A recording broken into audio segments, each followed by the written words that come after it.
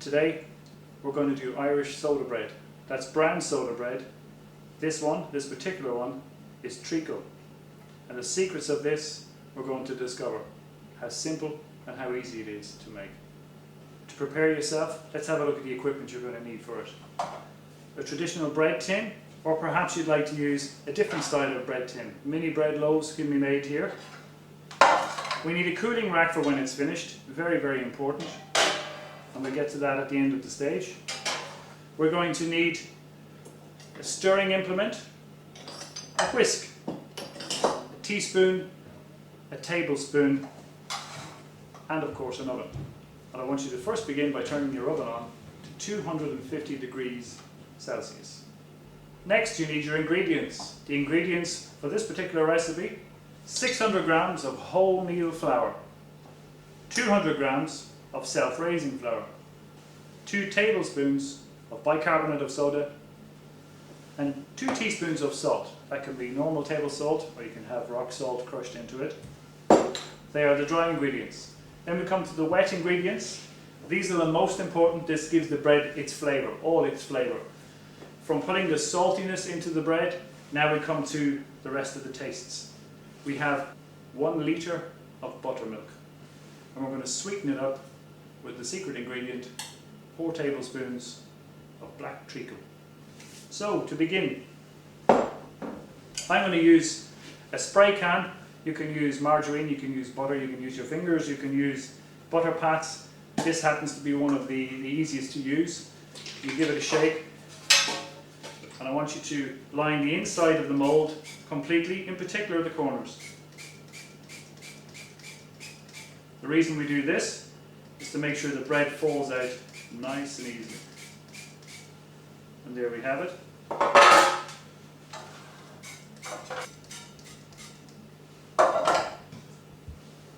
The next step is to flour the inside of the trays so that the bread will actually slip out and fall out nice and easily.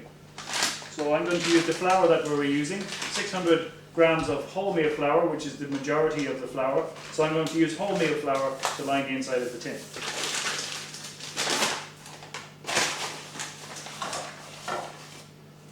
For this method, I'm going to spread a little bit in the base of each tin.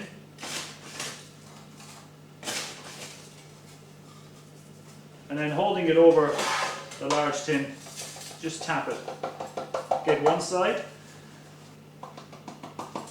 get the other side. Any excess, let it fall into the tin.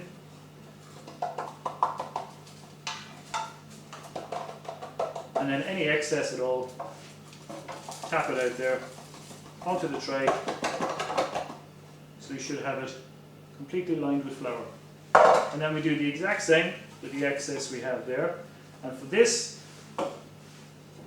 I'm going to swipe the flour into the bowl, any excess in there.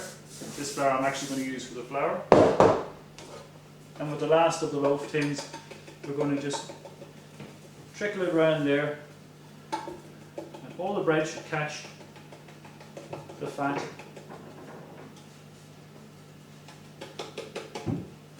And there we have it. 2 lined tins ready for the bread mix. So for the next step, we're going to take all the dry ingredients and mix them together. It's very, very simple. No sieving involved here in any form. This is a real rustic, very rough bread, and comes out with that texture as well. So no sieving whatsoever. Let's put the self-raising flour in on top of the wholemeal flour. We said we need 2 tablespoons of bicarbonate of soda. There's 1. There's 2. And we also said we needed 2 teaspoons of salt. Now what we need is salt for a bit of seasoning. That's about 1 teaspoon. This is rustic, so let's keep it rustic. There's 2 teaspoons. And then very simply, with nice clean hands, which you've prepared earlier, we're just going to mix all the ingredients in a bowl with your fingers. Just lift it all up.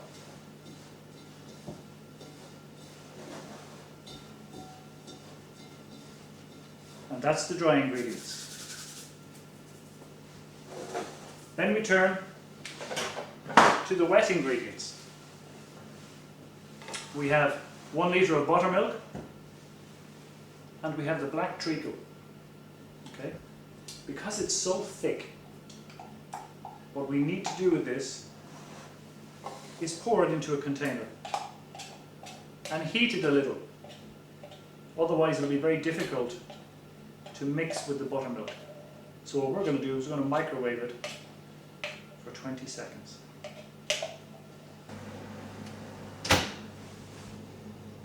On full power for 20 seconds. So now let's combine all the lovely tastes. Remember the very sour taste of the buttermilk, the lovely sweet taste of the treacle. I'm going to mix that in and watch how it's pouring consistency now because it was in the microwave oven, which will make it very simple to whisk. And it should come together in a nice beige colour.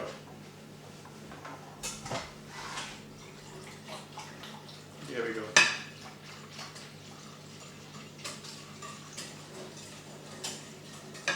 Beautiful coffee colour rather than beige. And there we have it. So we have the wet ingredients with all the tastes. We have the dry ingredients. And now very simply, we're going to make a well in the centre here. And we're going to add all the wet ingredients into the dry ingredients.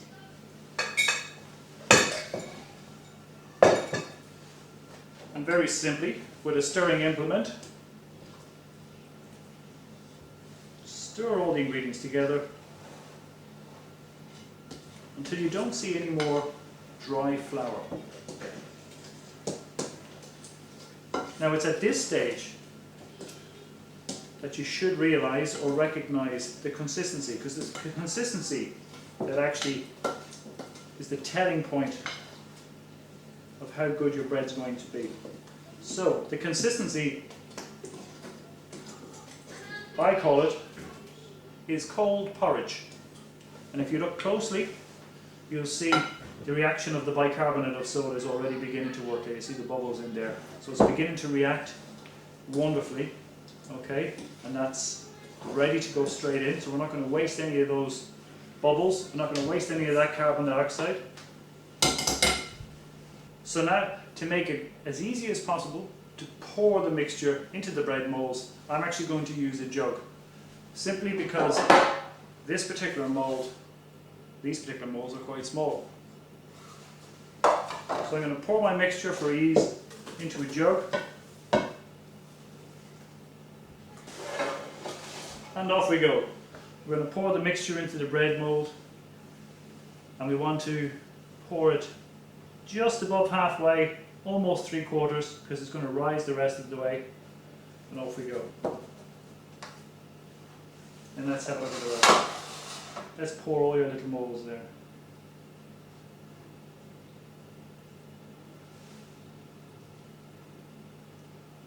If by any chance it looks a little bit too liquidy, then simply add another handful of wholemeal flour into the mix and give it a quick stir before you pour out the molds. Just 2 quick tips when putting a single baking tray in the oven, or a loaf tin should I say, in the oven. It can be extremely hot when you take it out of the oven, so rather put it on a tray so you can move it and glide it into the oven and glide it out of the oven a lot more simply. Another tip is with the oven itself, make sure if you have 2 sets of bread that there's a good gap between one and the other, so that the circulation of the hot air can actually give the bread a chance to rise equally, both. If they're on top of each other too much, you'll find that the one beneath won't rise as much. Okay, now we're going to pop it into the oven. We're going to put it in the oven at 230 degrees, so we're going to lower the temperature down to 230 degrees Celsius, and we're going to leave it in the oven for 50 minutes, and after 50 minutes we're going to take out the bread and turn it upside down. Okay, and that'll give it a chance for the underside to crisp up the same as the outside, on the top side there. Close the door, turn it down to 230 for 50 minutes.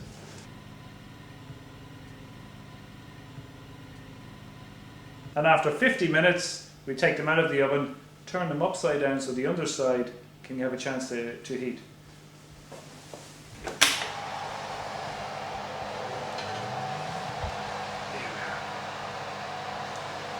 So we have them out of the oven. Now we've got to do is take the bread, release it from the sides. That's why we floured it in the first place. By using a palette knife, it will make it a lot easier.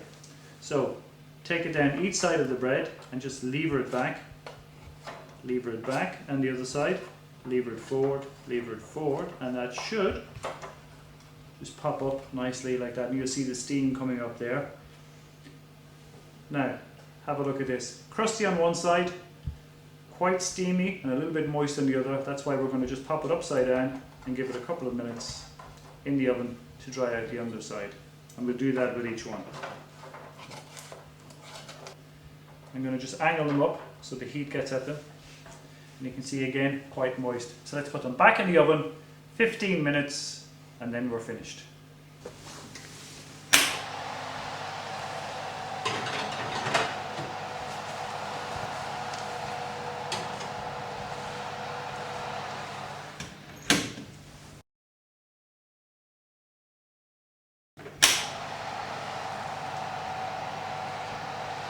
Just do that final test, turn it upside down, flick it with your finger, and you should hear that hollowness inside. There we know it's almost completely cooked. Now consider the inside of this bread is still really hot, so it's got to continue cooking in its own heat for another half an hour and never cut for at least 1 hour after it comes out of the oven, because it's still quite full of steam. The steam will produce inside, and as you cut it, if you cut it while it's hot, it will become very doughy. So let it dry out. That's why in many cases with Irish soda bread, you will find that all the bread that is taken out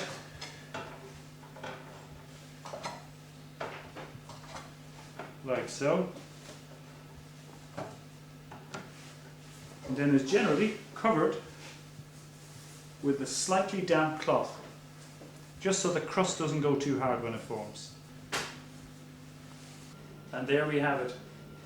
Traditional Irish soda bread, brown soda bread, flavoured with treacle and buttermilk. Have a look at this.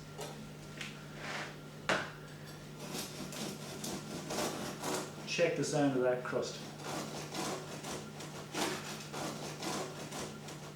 Thank you for watching Culinary Artists. My name is Dermot Seabury, and I hope you enjoyed it. See you again soon.